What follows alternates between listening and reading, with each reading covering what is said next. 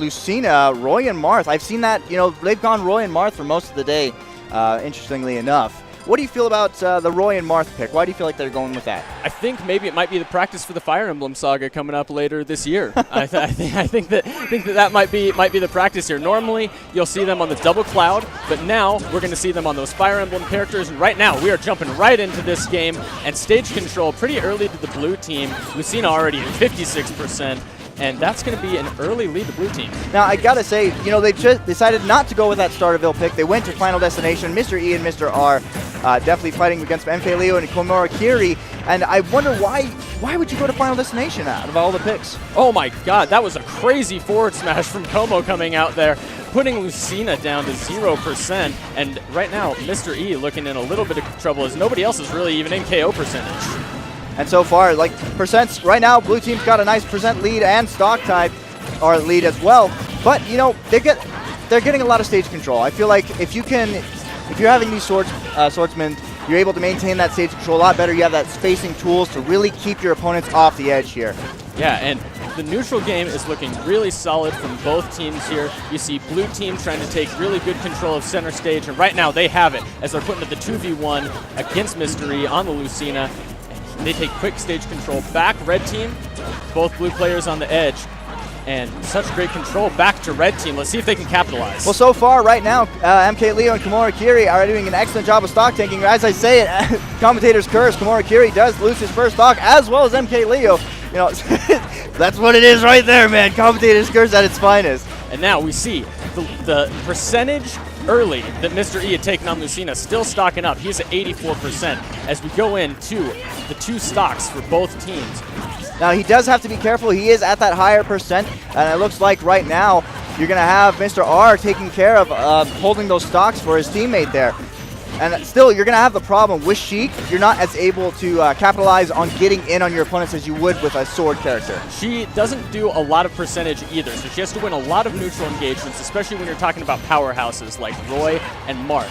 And right now we're seeing that come into play. He's doing a great job holding those stocks with two left, but blue team still at a really healthy percentage. We got 56 and 70 apiece. Nice up B coming out for Como. He actually does get the kill. He's actually taken away another stock. They are on last stock for first game here.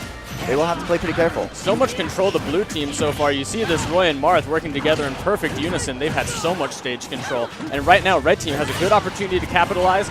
We see Mr. R off the edge there, but unfortunately, excuse me, that was Como off the ledge there. But we have one stock for Roy now, and now looking a little bit more even. If they can get this Mars stock, we will have Lucina on a little bit of a high percent, but they still can capitalize. Whoa! Beautiful job coming out from Como, getting that beautiful forward smash, taking that stock right off from Mr. E.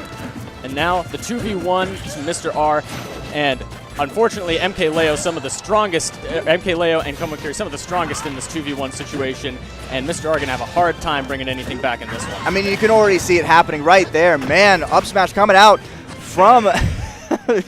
That was just disgusting. Yeah, that was a beautiful follow-up there. Nice up air to close it off of that up smash. And now, what do we think we're going to see for the counter pick? Well, you know, I feel like in this situation, they went with Final Destination as a starter, depending on who actually did make the bans there. But, you know, Final allowed the opportunity for those sword characters to really utilize their maximum range on attacks. You might see more of a platformer, I feel like. Sure. That way, Sheik can maybe get some kind of some shenanigans from underneath, get some combos, some juggles off on those sword characters as fast as you can, you know, get in and out. And we are looking at a little bit of triplats here, you know, Cannon City, great stage choice. Yeah, going to be really interesting stage choice here. We'll see it has nice low ceilings there as well, so we'll see if they can capitalize getting a few kills off the top. And now we see center stage going to red team, but a quick comeback there from Mr. E to send them off stage. So far, we have, looks like both competitors or both teams have around the same percentages here. Como having a little bit extra himself, but still, nonetheless, percents around even. And I feel like Town and City is going to allow Sheik to maybe get a little bit more kills off the top earlier. That was the biggest problem with Mr. R there, was he was having trouble helping his teammate in those dire situations. Yeah, and red team with a slight percentage lead here this game. We see Komorikiri up at 100% and MKLeo up at 105. And now looks like red team has good stage control and it can set up for the edge guards. So far, percents are actually higher for MKLeo and Komorikiri. Como off the edge here, and that's what I'm talking about. Lucina getting those up tilts right early to get those kills. Those are so important when securing those. Beautiful conversion there from red team. And now blue team trying to bring back capitalization themselves. Beautiful counter there coming out from MKLeo. And a little bit of control here still for red team. We saw blue team taking a little bit of percentage. They haven't been able to capitalize on the Roy yet, but Marth not taking too much on his second stock. Como is doing a nice job of stock tanking for his teammate just in case some things do go wrong. Up throw does come out and will take Mr. R's first stock. Looks like Mr. E is still maintaining his as well. Nice job from both teammates maintaining those stocks for their teammates. Yeah, and Como looking really strong on Lucina, 130%. He's been spacing out really well. He hasn't taken a lot of damage with the amount of engagements that he's been trying to take face-to-face here with the blue team. He's kind of been in the front line, and he's still holding on to stocks. And what's really beautiful about what they're doing right now is they're doing a lot of setups. You know, they'll rack up the percents pretty high here. Because it's town and city, you'll see Mr. E go in right away, get those up throws, which he's actually gotten 2 kills so far already. Yeah, and it's really interesting to see the Roy come out. I think that's probably the most interesting pick in this matchup so far, is that Roy is, you know, a little bit as a slouch in singles, but in doubles you can see that his kill power really comes out in favor of his weight. Absolutely. Roy does have, like you were saying, he does struggle a little bit in that single player matchup himself. Yeah, he actually goes off the edge right there. But there's so much power in teams where you can set up and then go for those kills. Beautiful job, by the way, from MKLeo getting that kill. Now we have stage control pretty even, and pretty even on stock and percentage as well. We do see, wow, that was a really early kill onto Como there. I mean, only what, like 40%? Power of the tipper. Wow, crazy there.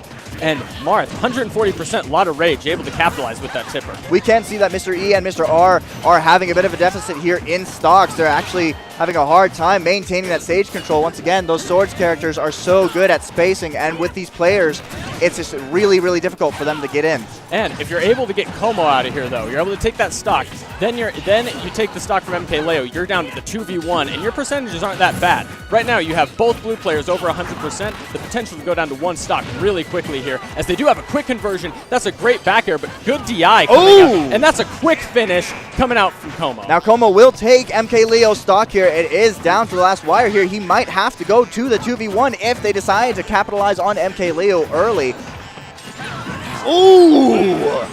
And now we have the 2v1 to blue team, but Mr. R does have the nice chance to capitalize with Marth at 164%.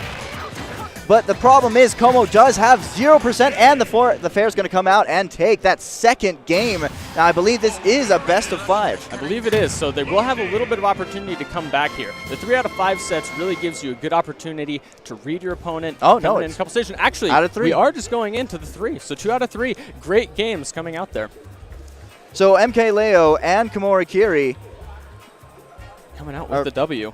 Yeah, I mean, you gotta give it to them. They did an excellent job maintaining so much stage control there. The powerhouse that was Roy, he was very prevalent in that game. Anytime that a combination came up, you know, he set it up for MKLeo to get those fairs, get those kills, and then when it came down to it, secure them those strong kills with like an F smash. And shoutouts to MKLeo and Como coming out with the Fire Emblem characters, a little bit of switch up from their normal double cloud. People have been